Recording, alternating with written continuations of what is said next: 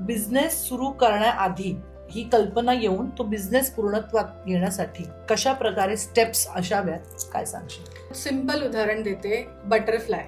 Okay. फुलपाखरू जे पहिल्यांदा असतं ते अंड्यात असतं. सो ते तुमचं ड्रीम आहे, जे तुम्हाला करायचं आहे. ठीक आहे. तुमची दुसरी स्टेप असते की तुम्हाला त्याचं एक्झिक्यूट करायचं. फुलपाखरू नंतर ते कॅटरपिलर मध्ये फॉर्म होतं आणि मग ते हळूहळू त्याचा मार्ग चालू करतं की अरे आता मी काय, आता मला खायचं आहे काहीतरी. तर भरपूर खातात. सो त्यामध्ये ते आपण कुठलं प्रॉडक्ट मला आवडतं, जे लोकांना पण आवडेल आणि मला पण आवडेल, जे आवडतं आपल्याला, जे आवडेल ते करावं माणसाने.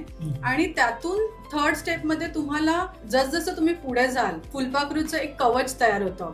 सो त्या कवच मध्ये तुम्ही स्वतःला 6-8 महिन्यामध्ये तयार कराल.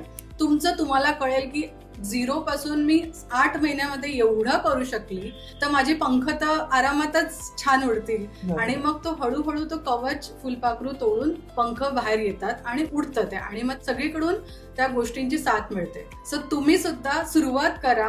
अंड तुमचं जे ड्रीम आहे त्याला घेऊन पुढे हळूहळू जा, आणि एक दिवस असा येईल की तुम्ही उडाल आणि तुमच्यासोबत इतरांनाही घेऊन उडाल. So nice.